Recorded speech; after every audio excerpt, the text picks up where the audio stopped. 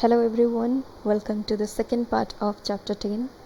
Here basically we will apply the concepts and we will try to solve few of the examples. Then at the end I will give you some of the questions.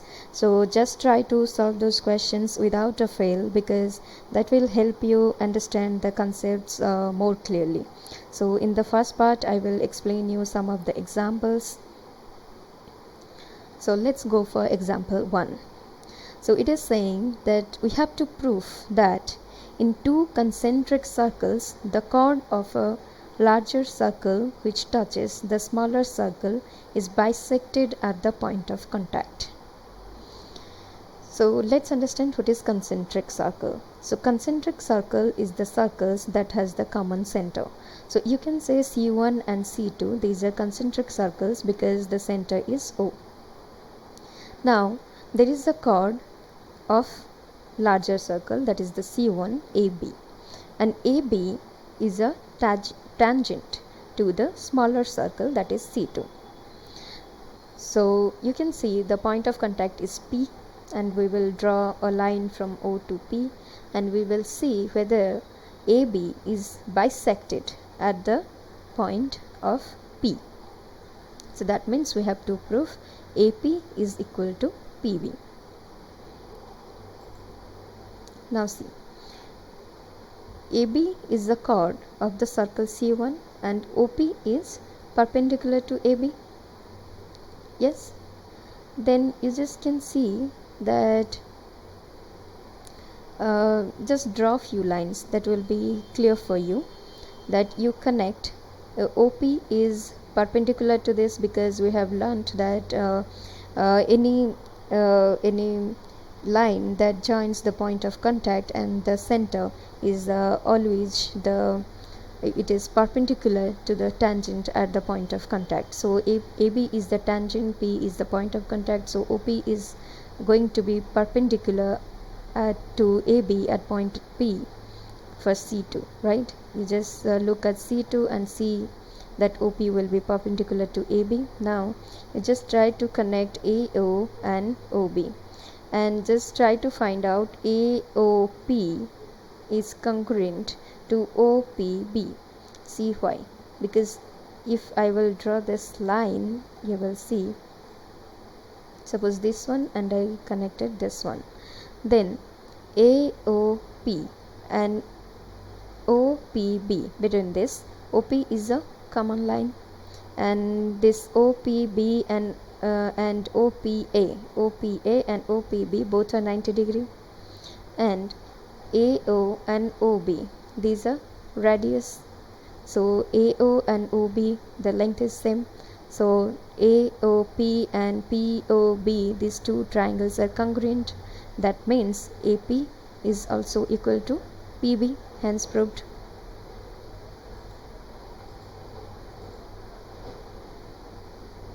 Now we will see another example.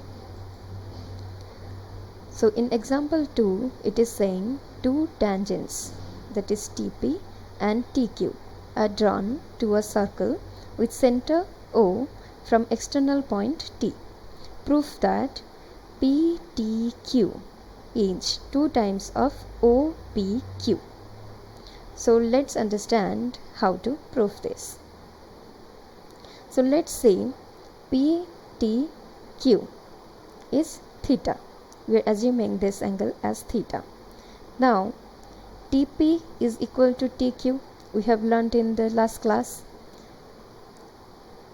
So we can say that TPQ is an isosceles triangle. Therefore TPQ is equal to, see, TPQ. So TP and TQ are equal, that means TPQ angle will be equal to TQP because these two sides are equal. So if PTQ is theta, then other two angles will be 180 degree minus theta, and if TPQ is equal to TQP, each of them will be 180 degree minus theta divided by 2. So here we have just written this. Then see OPT OP is the radius, P is the point of contact, TP is the tangent. OPT will be 90 degree. Now you know this angle, it is 90 degree minus theta by 2, we have calculated that one. Now OPT is 90 degree. Now you can find out what is OPQ, it is just 90 degree minus TPQ.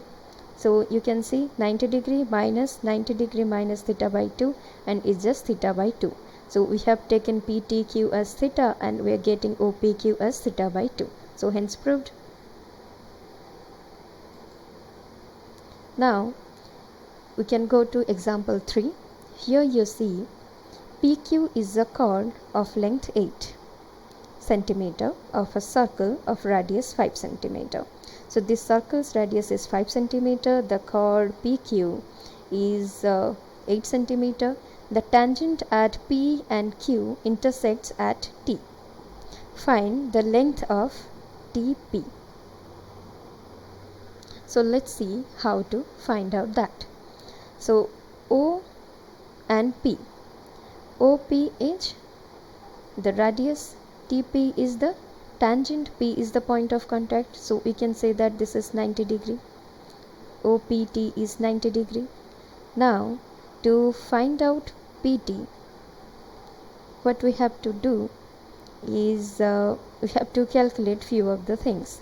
See, if you see this PR, so R you can just get that by connecting O to T, and you can just see that OT is the angle bisector of PTQ.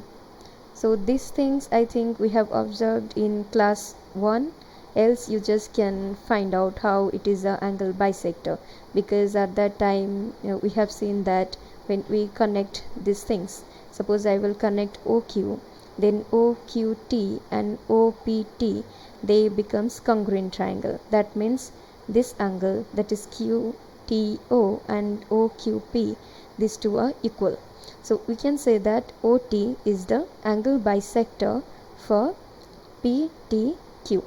So OT is perpendicular to PQ. OT is perpendicular to PQ, and if it is perpendicular to PQ and you know this is 5 centimeter and this is 8 centimeter, then we can find out this is 4. If this is 4, this RQ is also PR and RQ is also 4. Now let's see how to find out OR. OR will be this 5 square minus 4 square, because this is 90 degree, right? ORP is 90 degrees, so you get it as 3 centimeter. Now